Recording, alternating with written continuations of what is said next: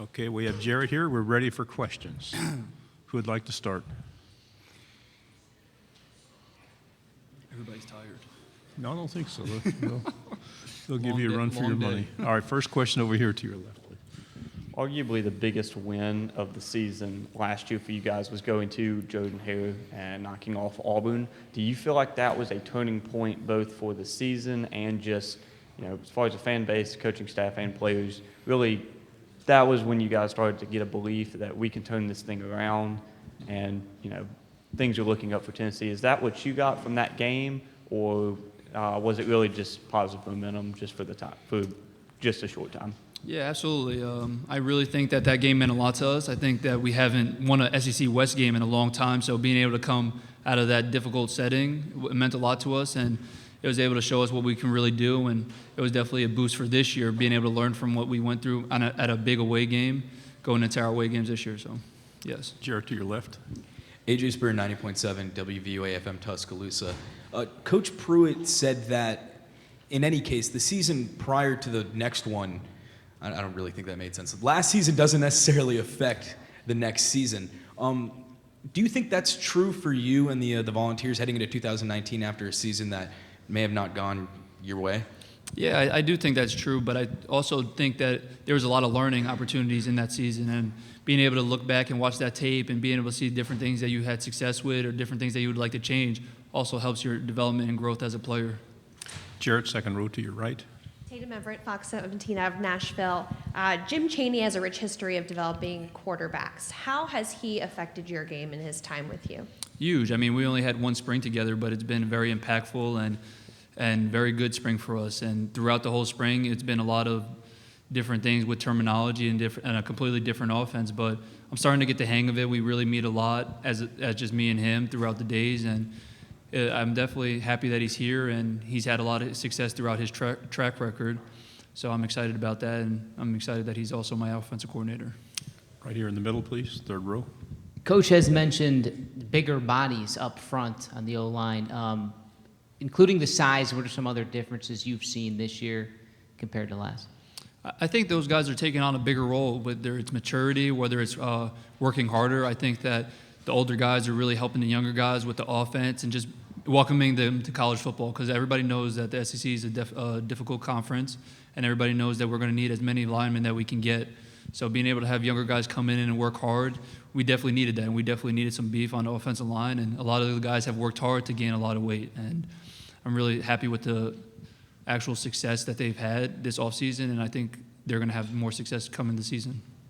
To your right on the third row, please. Hey, Jarrett, Coach Pruitt was in here earlier, and he mentioned that he felt he kind of got bogged down in some of the more developmental aspects of the program, the nutrition, what the practice fields look like, and the cost of that was his relationships with his players started to erode as the season started to wind down. Have you seen more of a renewed focus this spring and summer? They spending more time around the players and just talking to them about football, non-football, whatever's on your minds? Yeah, ever since I met Coach Pruitt, I always thought that he had two different sides of him. I thought that he always had the football side. Whenever he gets on the field, he flips the switch, and he becomes one of the best football coaches in the SEC, period. So I think that side, and then as soon as he leaves the football field, he's that comforting side, and he has a great relationship and great personality with those guys. And I think even since the season ended last year, he's taken on the role of trying to actually build better relationships with those guys, and I feel personally that we have a better relationship than we did last season, and he's doing a very good job of actually keeping it strong.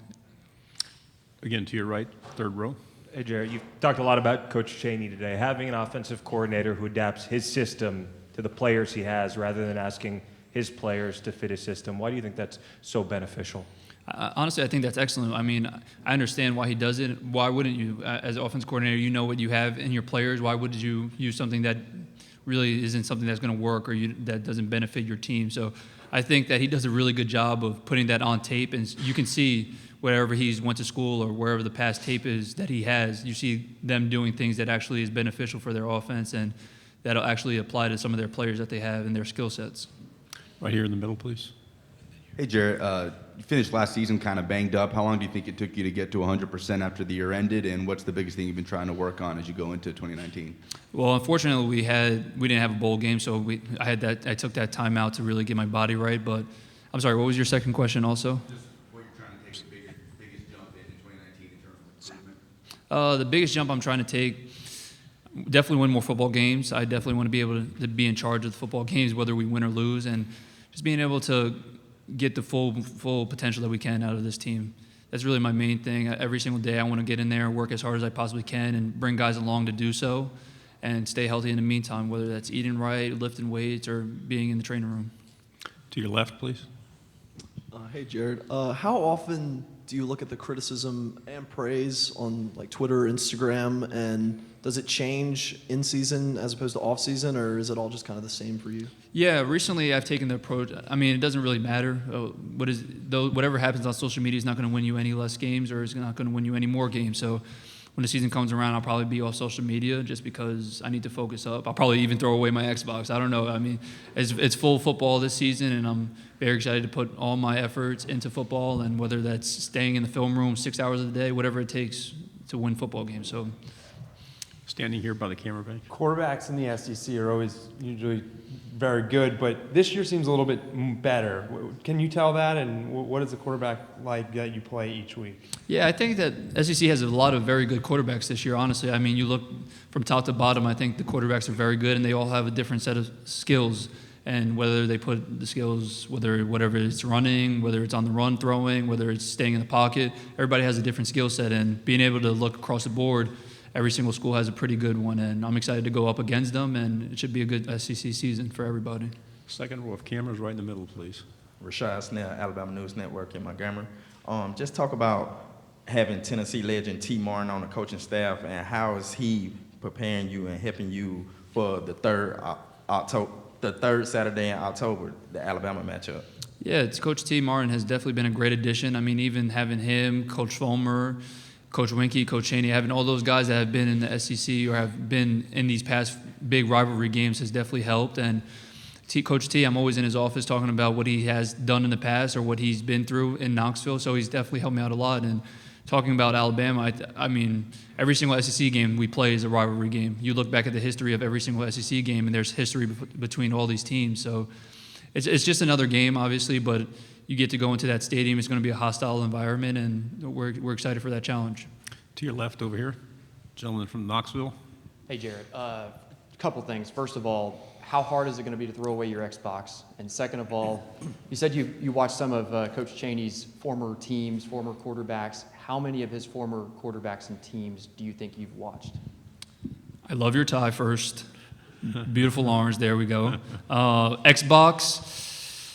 I'm a pro gamer, so it's going to be pretty tough. No, I'm pretty bad at video games, to be honest, but it's all good. And Coach Chaney's offenses in the past years, I mean, you look at Pittsburgh, you look at Purdue, you look at Georgia, you look at when he was with the Chargers. They all had different offenses. They all had success doing something different. So when he got here, he was able to – we had to go through the spring. He had to see a couple of different things, different players through his own eyes.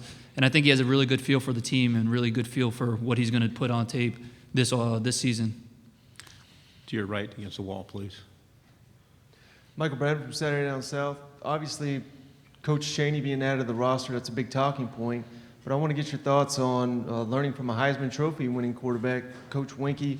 How's that going to help your game this season? Yeah, absolutely. Coach Winkie was definitely also a great attribution to this staff, just in the sense of he's won a Heisman, he's won very big games, and he had an NFL career. So being able to draw it back to him every single day to see whatever I did on film, whether it was right or wrong, it's big for me. And I think he pushes me more than any coach ever has that I've had in the past year. So being able to have him, I think it's helped me out immensely. And for our quarterback room also, for any other future quarterbacks that we get, it's going to be a great attribution for them.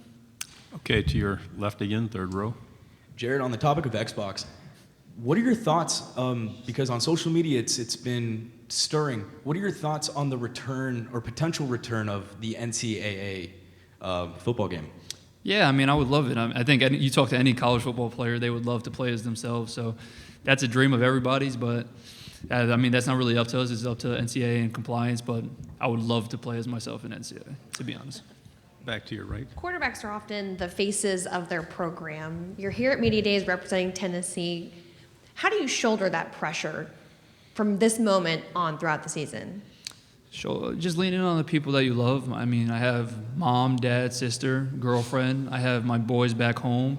and really just block that stuff out. I mean, you try to draw back to really what matters. And when you think about when you were a little kid, just playing ball, and whenever I'm able to talk to my friends or get my friends up for games, I really feel that. And of course, we play in front of 100,000 mostly every week, but when you block that type of stuff out and you just worry about the game, it changes. Third row of cameras on the left. Hey, Jarrett, up top here. How tough is it for 5 straight weeks of SEC play, starting out with Florida, going all the way to South Carolina? Do you wish they were kind of mixed throughout the schedule, or you got 5 tough weeks of SEC play? No, last year we went through death row too. Also, I mean, we were versing every single week. So a great team, and that's the beauty of the SEC. You're going to get the most for what you paid for, and every single year you verse 5 or 6 teams that are in the top 25, and you get what you asked for. So I don't wish that the schedule changed. I mean, you take it with a grain of salt, and you just know that every single game and every single week is a different week, and they matter as much as the last week. So Right here in the front row. Jarrett, obviously, you at this level, you have to earn your position, your spot every day. But with that said, maybe going into this camp, this is the first time you're not really looking over your shoulder as much. Dobbs is obviously gone. There's not a kind of an upperclassman kind of pushing you. Does that change anything? Does that give you more comfort at all? I would say that it gives me more comfort, yes, but we made it myself, Coach Pruitt, and Coach Winkie have talked about it, and I got to look at myself in the mirror, and I have to push myself every single day. I mean, if I want the things that I strive for and I always dreamed of, I have to be able to be at the top of my game every single day, and I shouldn't have to look over my shoulder at anybody and see if they're playing well or anything. I should just be worried about myself. So I don't think that matters as much. I think we have 2 young guys in the room that are very good players, and I think they're going to start to learn more and more as time goes by. But I think that I just really need to focus on myself and get the most out of myself in these times.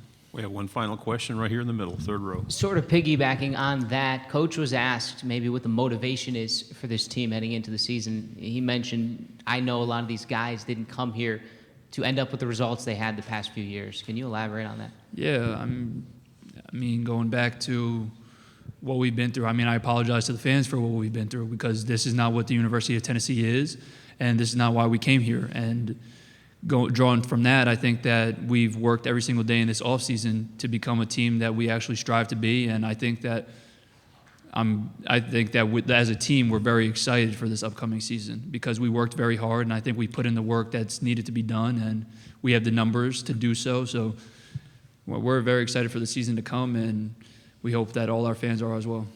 Jarrett, thank you very much. Again, just a reminder, we have one more session coming up.